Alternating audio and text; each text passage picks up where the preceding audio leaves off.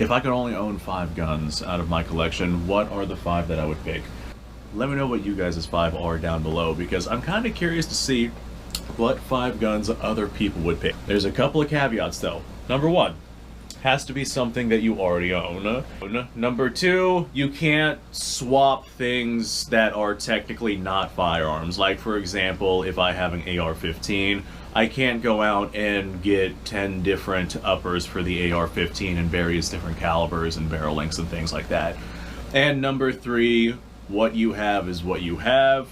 You don't get to exchange parts. You don't get to swap out barrels. You don't get to do the things that us gun guys would normally do with our firearms if, say, a barrel wears out, or if, say, a bolt breaks, or if, say, your extractor decides to no longer work. Bet.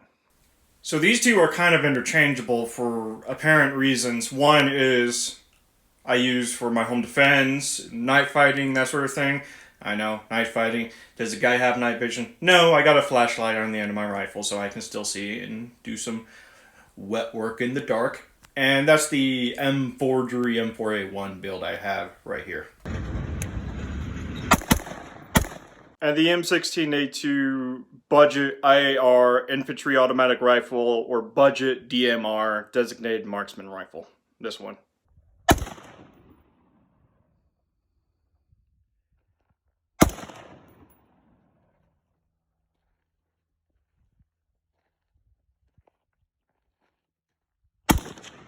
I don't know which one I would have to pick if it came down to it, of me picking one over the other, but I think I would go with the one with the flashlight, that being the M4, because it's shorter, lighter, has a light, has a CCO on it, so it's a relatively good option for me to have for like personal defense, home defense, life, liberty, pursuit of happiness, and defense of that, right? The M16A2 budget IAR DMR is kind of a nice rifle, but I'm going to have to, take it out to the range and put a few more rounds through it to see if I really do like the optic and if I really do like the grip pod, bipod. All right, so that's 2, kind of 1. Let's move on to shotguns. So here I have this Turkish-made over-under shotgun by Con Arms, imported by Legacy Shooting Sports Foundation. And over here is my Mossberg 500 that I've had for a very long time. It's had a few upgrades on it because it's a shotgun that can go with upgrades. This one's very plain Jane, very basic, simple to use. Honestly, if you played any amount of video games, or you've seen any amount of mobster films or crime films or any of that, you're familiar with this, as you would be with this. But if I actually had to pick this or this, I'm going with this one, because it's got a red dot sight on it that I put on it, and it's a pump action shotgun, so I get a little more defensive use out of it. It would be easier for me to go with the tube-fed pump action shotgun because I have 3 times the amount of rounds I normally would with the double barrel, and I don't have to worry about reloading until all 6 of those shells are spent. So I have plenty of opportunities and makeups to solve the problem with 1 shell or 6. With the over-under, I have 2 chances of solving a problem if, like, we're talking about defensive uses with these weapons, right? So now that I got the self-loading rifles and the shotguns out of the way, let's go with the bolt-action rifle, the only bolt-action rifle I have.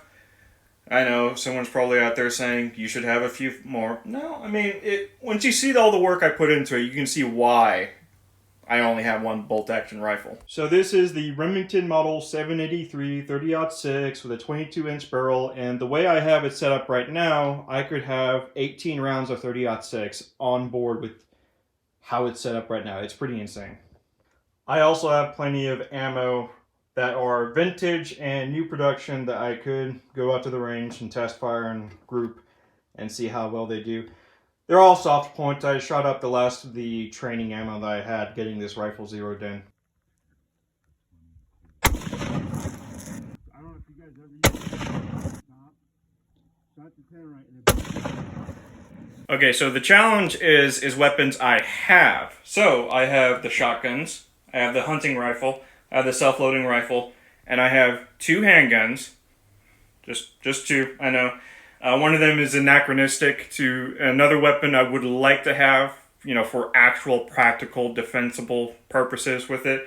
And the other is actually a really practical, really affordable, and reasonable application for defensive gun uses. All right, so I have the Colt Target Police Model 22 caliber double action revolver made in 1938, and my PF 940 V2 Ghost gun, 80% Glock 17 Gen 3 with a Surefire X300 and a LAS concealment Saya 2.0 holster.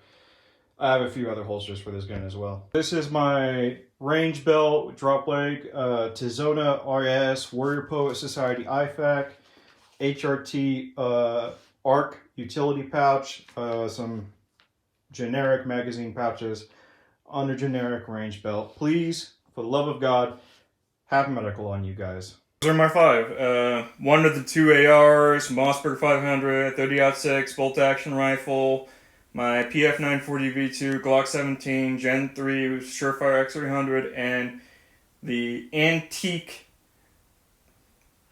double action 22 caliber revolver. Just cause. It's like anachronistic, right? Like, think of any other double action revolver in 38 or 45 caliber, and that's the ideal revolver that I would want. But I got a 22, so what can you do? Anyways, I'm going to be forwarding this type of challenge to someone who most definitely has more guns than I do. Ravage 128 or Black Wolf. I'm sending this one your way, man. So, you gotta do it, bro.